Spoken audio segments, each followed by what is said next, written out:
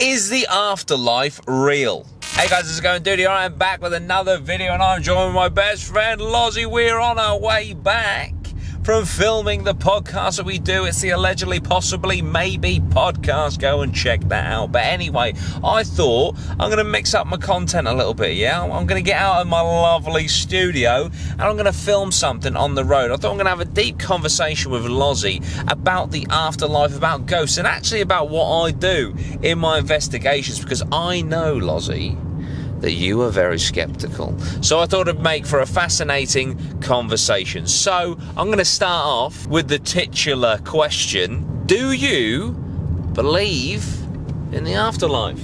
In a word, no. Why?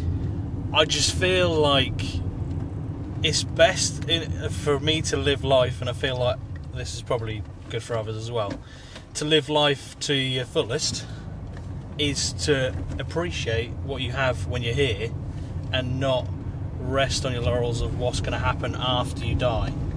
I feel like that's kind of a dream people are sold. If their life isn't perhaps great now, it might be later on when you pass over. I feel like it's a bit of a cop-out, really, personally, in my opinion. So basically, like, just live your best life now. Pretty much, yeah. Okay, I mean that is interesting. Like, so are you like completely shut off to the idea? Like, is there like the afterlife is bollocks? We're here, then we're not. We're gone. It's done. That's my general position. I can't say 100% because I can't prove. Yeah. But you know, I feel like you say, once we're gone. It's done. Do you think that there'd be anything that could change that? Now, this is going to be quite a heavy one. Let's say I died next week. Okay. Do you think that your stance would still be, well, he's gone? Or would it be, okay, I might throw down a Ouija board and try and contact him? Like, what do you think you'd do there? In your honour, right, I'd tell you right now, in your honour, if you were to die, unexpectedly, I would try and contact you via a Ouija board. Okay. But you better not fuck with me. Okay. Okay, that's quite interesting. So I'll tell you what we'll do, yeah? Let's say that this does happen. Obviously, hopefully it doesn't. If it does, we should think of like a really random word, like that has no reason being on a Ouija board, and like, so if that came through, then you'd know it's me. Like, I don't know, if I like moved the Ouija board to like bald squirrel, yeah. Okay. And you're like, oh shit, okay, this is legit. He's actually on the other side. Yeah. Holy shit. I suppose if that happened, under those circumstances, I'd probably be swayed a little bit. Yeah. That there is something there after death. Nice. So it's quite specific. Yeah, that's what I thought. You know, if we make it as specific as possible, then you know you're going to find it difficult. I mean, for me personally, I think you know my stance. Like, I see myself as an agnostic atheist in the fact that I don't think that there is, but I'm not shutting it down, and I would like to find out for myself, which is why I do, you know, those explorations and things like that. But I feel that as I progress through life, and as you inevitably get older, and this is quite sad to say, but as your loved ones get older and they pass on, etc., I feel like, and maybe this is what the afterlife is, and I mean no offence, but I feel like there'll then be more of a push for me to want to believe that kind of stuff. Perhaps you could argue out of desperation, which, you know, is maybe, you know, some people might just lose their loved ones and they're that desperate to just believe that they're not gone. Yeah. Which, there's nothing wrong with that, you know, there's nothing wrong with that. But with the investigations that I'm doing, I'm just trying to prove to myself one way or the other. Yeah. So, like, right, okay, so going to the things that I've done, the most evidence I feel I've collected, and I wouldn't say that I'm convinced, but what I would say is I can't explain. Best example, the mental asylum that we went to, okay? A lot of pain, lot of emotion there. When it was just, when it was up and running is what I'm getting at. In its history, right? A lot of people died there, etc. those kind of facilities, especially at the turn of like the fucking 20th century, not great places to be in, you know. I went into one of the cells and I used the EMF reader, which, by the way, I purchased not on some fucking goofy ghost hunter website. I bought it from a website for electricians. That tool is used to find electric lines so you don't put a drill through an electric line and kill yourself, right? So it is an actual working tool.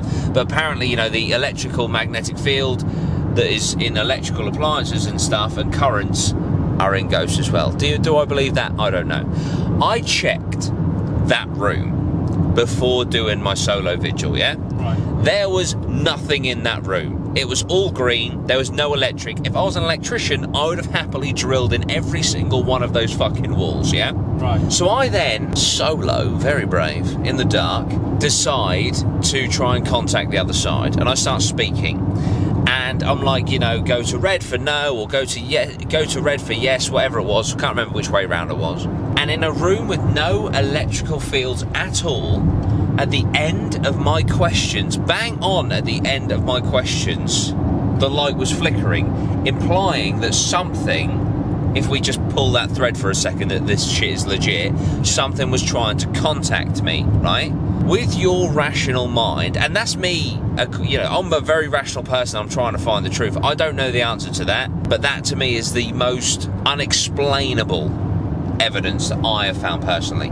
How would you decipher that moment? Right. And Lozzy, I love you enough, like, if you tell me, like, I think it's all bullshit, I won't take personal offence to it at all. I want to know, you know, what do you think? The first thing I questioned was the equipment that you were using to film. Was that anywhere near the reader? Right. Because I feel like anything that's powered via battery or electricity would possibly interfere with what you have. Hi, I thought I'd just quickly interject here. As I was editing, I thought, well, I have the camera that I used in the Asylum video, and I have the EMF here. So if I turn it on, you can see it's on now. Hello, you can sort of see me. And if I hold it here, and if I hit record, as you can see, just to answer Lozzy's question, it does not interrupt the EMF. But even if it turns out it wasn't interfering with that piece of equipment, I still don't necessarily think, because you haven't got an explanation of why that's happened, that doesn't automatically mean that there's an explanation as to why ghosts are present or something supernatural. Yeah. But you know, that sort of thing, I feel logically in my mind, would be the equipment setting it off. Okay. Yeah, which I mean, that does make sense. I feel like with the content that I make, I'm in a catch-22 because, like, I have like this want to prove this whole theory either one way or the other. Yeah. But and I will not categorically. I will not fake anything because I see a lot of channels that clearly do, and I just feel like it just spoils it. The reason I want to stay skeptical, but I also want to stay with integrity and not fake anything, is because I want to know in myself that should I catch something on camera that proves to me that holy shit, there is an afterlife, or there is more to this, you know, there are ghosts, etc. Yeah. I want to know in myself that that's the truth. I know full well, as you do, right? I could go into a haunted location. I could literally have a ghost stood in front of me, legitimate ghost stood in front of me, film it, put it on the internet, fake. So I know, even if I prove to myself, I'm not going to fucking prove it to the world. I might prove it to, you know, people that believe in me and trust in me, as you should. Like, I'm not going to betray your trust in these paranormal investigations, I promise you. But yeah, I just want to know that if I capture something, you know, if I capture a noise, it is, what the fuck is that? It's not, I've got some other guy that you don't know is actually here with us, banging around the house, which I'm not fucking pointing fingers, but I have a feeling that some other investigative places do things like that. Because, you know, you can see some of these things as like wrestling, right? It's fake fighting. It's not harming anyone, and it's there to entertain. So if people want to go to these paranormal places and fake it, it's like, okay, like, if you're doing it just to entertain people, then no harm, no foul. But that's not of interest to me. So I feel like anything that I do, I'm going to be legit. I feel like I'm skeptical, but obviously you're like next level, which is why I'd really like you to join me on the next one. I'd like to go to the Ancient Ram Inn. That'd be cool. Which will be really cool. And yeah, it'll just add like a whole new level of skepticism. So what is your honest opinion? Because you've been around, and this will be the last question. What is your honest opinion on Ouija boards? Because obviously you've been around the first ghost investigation that we did. I forget what that place was called. At the Castle place. Harwich Fort, that's it. And obviously in when we went to I forgot the other place, the forest. Oh fuck. The haunted forest, the most haunted forest in the UK. Kent, isn't it? Yeah. So obviously you went and you watched those. Let's take the forest one for example, because I trust myself and I trust Bailey not to move anything. What are your thoughts on Ouija boards? Do you think it's actually a device to contact the other side that you don't believe in? So I don't know why I'm asking you this. Or do you think there's a bit of shithousery going on? I think it's shithousery. I'm going to be honest, that's my overriding feeling on it. I need to caveat this and say that I hope, I want the afterlife to be a thing, because I feel like that would be a really reassuring, to be able to contact loved ones who have passed. So I would want it to be real, but I just don't think it is. Well, the same token, I don't think contacting people via a slab of wood and a planchette, I don't think that is real either. I think most of the stuff I've seen is overwhelmingly convincing to me that it's put on. Obviously we've done a couple, and the one in particular in the forest, not a lot really happened with the actual seance or the Ouija board we did.